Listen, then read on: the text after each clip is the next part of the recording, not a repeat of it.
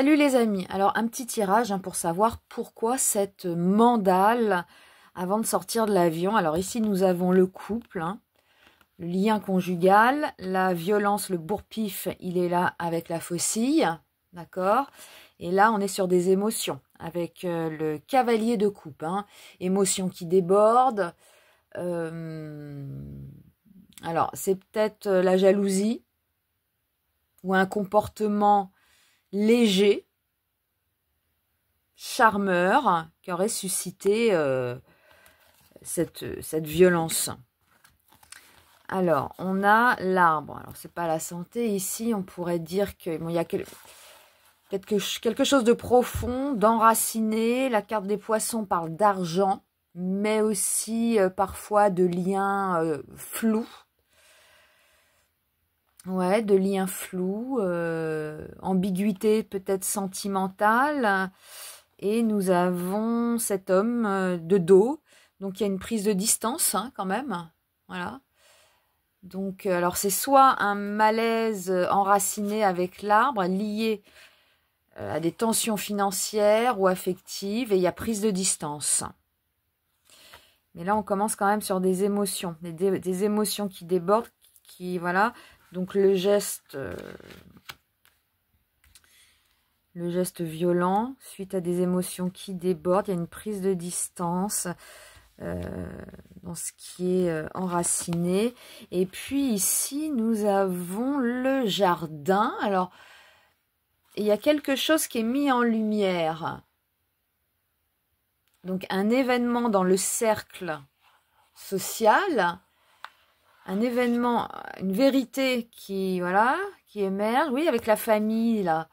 Donc, en lien sur sa famille, son héritage, il y a quelque chose qui est révélé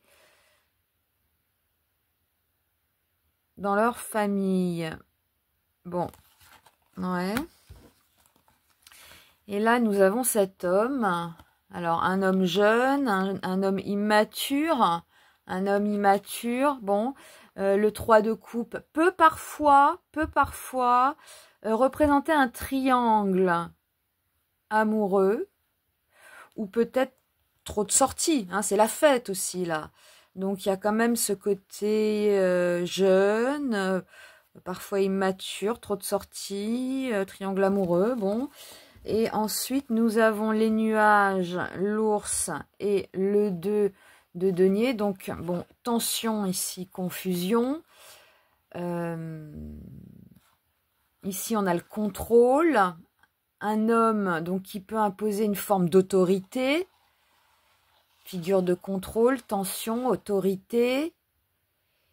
Et le 2 de denier. Donc, on est dans une situation ambivalente, entre deux. Entre deux. Confusion. Ouais, situation ambivalente, il y a une forme d'autorité, crée des tensions. Bon. Et la carte synthèse, c'est le pendu, donc position d'impasse, ou soit sacrifice personnel prolongé. Voilà, bon, on a une petite idée là quand même, ça se joue sur les émotions, on tourne le dos, il y a une sorte de révélation dans leur passé ou au niveau familial.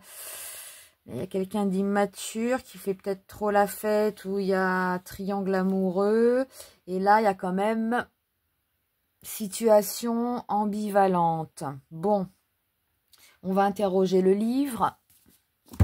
Alors, qu'est-ce qu'on a à nous dire sur ce geste violent avant de sortir de l'avion? Ici, on tombe sur Gandhi. C'est la clé du matin et le verrou du soir.